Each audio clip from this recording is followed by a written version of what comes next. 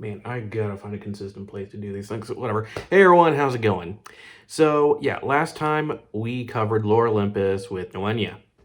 And today we're gonna continue the themes of mythology with The Brave and the Bold, Batman and Wonder Woman. Written and drawn by Liam Sharp in 2018, this was meant to be the big return to DC's title, The Brave and the Bold, a comic series that started in the 1950s, originally meant to be an anthology series, with each issue having short stories starring different heroes. However, the title would evolve into a team-up comic, which we know today. This would be emphasized more thanks to the 2008 series, Batman, the Brave and the Bold. The series would end and come back every so often, with the last run of the comic being in 2010, though there would still be references to it in the other comics when characters were teaming up. Another thing I mentioned in the last review was that I wanted to dive into either underrated unknown stories or subjects I don't really dive into. Once again, it's gonna be the last one. As I said, the theme linking with lore is the theme of mythology, but despite Wonder Woman being involved, we're not diving into the Greek mythology, but instead Celtic mythology. with the successful movie that came out a year prior,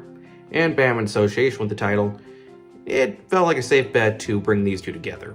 How'd it turn out? Well, let's get into it. Warning, spoilers. And of course, just like last time, I'll provide some backstory for anyone unfamiliar with the mythology. Heads up, sorry for any mispronunciation. Our story opens in the land of Turanog, home of the Fae folk, gods and magic. A land where death and time had no hold. A place where warriors find peace, or at least used to, cause right now the place is in chaos, where Cyrnos, god of nature and fertility, must seek help before things get worse. Elsewhere, we find Diana and Steve Trevor spending some quality time as they are on vacation, and Steve can't help but express how nice it is to get. And just like that, he jinxed it. Cyrnos comes in, and like that, the vacation is over. Meanwhile, in Gotham, something strange is going on in the city's Irish Quarter. A large number of people in the area seem to be in somewhat of a lethargic state, only moving a few paces. Alfred theorized that it could be Scarecrow, but Bruce states that they don't come off as terrified, but more haunted. When he heads to the location, Batman scans from the Batmobile's computer, shows that no toxins are in the air, so it didn't seem to be airborne. But as he leaves the car,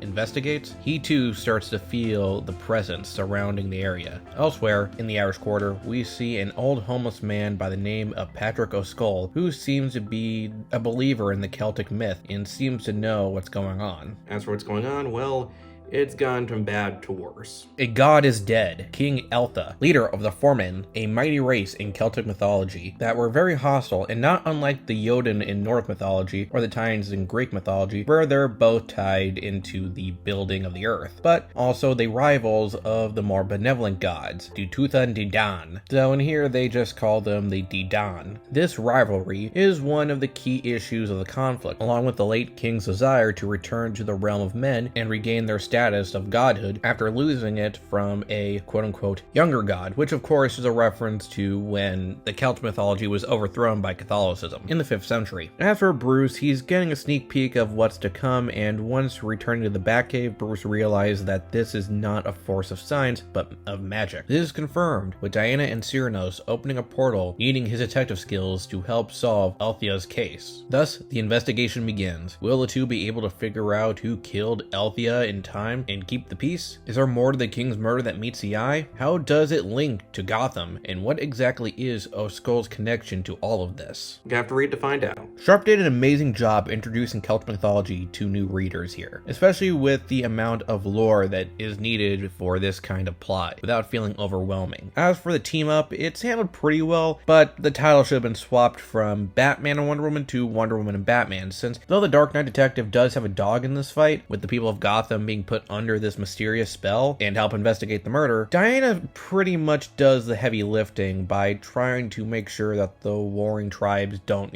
tear each other apart along with Tiranog, facing those who want war, and leads the charge in the final battle. The mystery itself is handled well with Celtic lore, and despite how some characters may first come off, you're never totally sure where their alliance truly lies, and if they could be trusted. I really only have two complaints. First being that the pacing starts kind of jagged. Some character stories are going on incredibly fast, while others are a very slow burn, which can lead to some serious tonal whiplash. Along with thus waiting for another character to make with the pace. For example, Batman's side of the story is going on pretty fast, while Diana takes some time to get a better understanding of what's going on in Turanog, which is good and important for the story, but because of this, the two don't actually team up until issue 3. I mean, it did get better later on, but still, the beginning, not the best. The second issue being that the use of one character that, without spoiling, felt like it should have gotten more time to properly develop, especially with the role that this character plays. But with those being the only complaints, you can probably guess that the grade is gonna be still pretty positive. Moving on to characters, of course, we're gonna start with the brave and the bold, Batman and Wonder Woman. Wonder Woman in this book really gets to shine as both a superhero that we all know and love, but also really gets to stretch her legs as being a fantasy character. Again, despite being in a different realm and a completely different pantheon of gods, she still feels right at home. The story also shows off her political skills when assisting Cyrano on preventing the conflict in Turanog. Even when she has to raise her fist, it is usually in the way of disarming the opponents. It would still try to convince them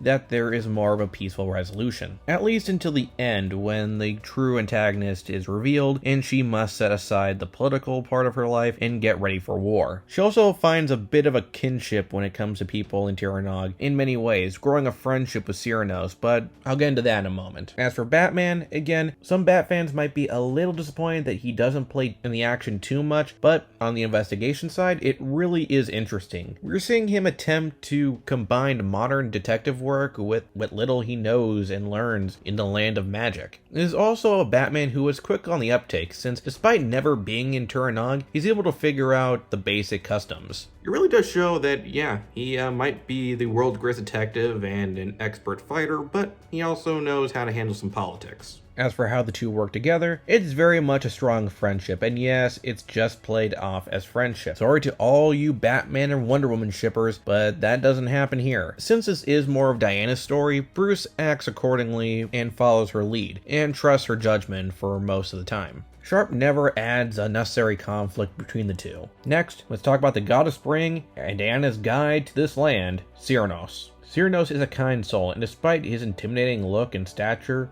grows a friendship with Diana, since, like her, the god wants peace, not conflict. I mean, he also is the god of fertility, and would kinda suck at the job if he did. He seems to be friends with both the Foreman and the Didanon, since his home is meant to be a place where all find peace. He's also a bit of a comedic character, who has moments of being kind of snarky, or maybe just being a little bit too oblivious of the circumstances. For example, when he first meets Diana is pretty hilarious. Essentially in the scene, when he shows up, Diana and Steve were in the middle of, knocking some brawn boots, if you know what I mean. And he apologizes for this, and to apologize, he pretty much offered to stick around and bless the union. Yeah, it is awkward, weird, but also pretty freaking hilarious.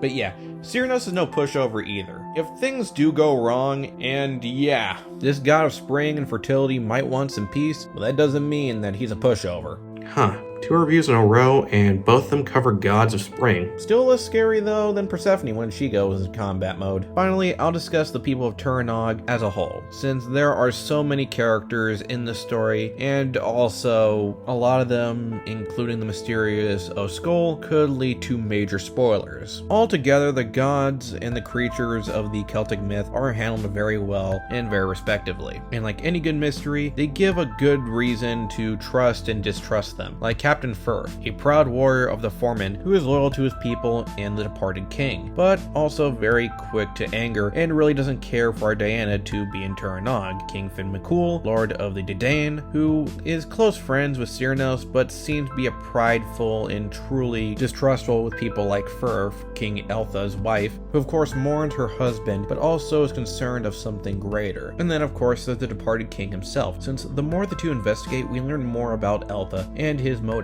which definitely makes things a bit more complicated once you learn what they are. Liam Sharp as an artist really captures the classic tone of the Celtic folklore, very detailed and very fluid action. I mean, the final battle alone looks so epic. It makes you feel the impact of the punches, and along with the ad style of the frames of the panels being done in the style of the tapestries of Irish history, and having Romulo Fajardo Jr. coloring just makes it perfect. You can really tell they took their time on this. The Brave and the Bold, Batman or Wonder Woman is a great story. It dived into a pantheon that not many people are familiar with and introduced characters while showing two of DC's finest working together. It would have been a great comeback to the title, but unfortunately, despite Sharp wanting this to be the beginning of a new run, but due to complications during the book's publication, it ended up being a one-time thing. Though, who knows, maybe Sharp will return to the Brave and Bold someday, but for now, we got the Princess and the Knight in the land of the Fae, and I couldn't recommend it enough.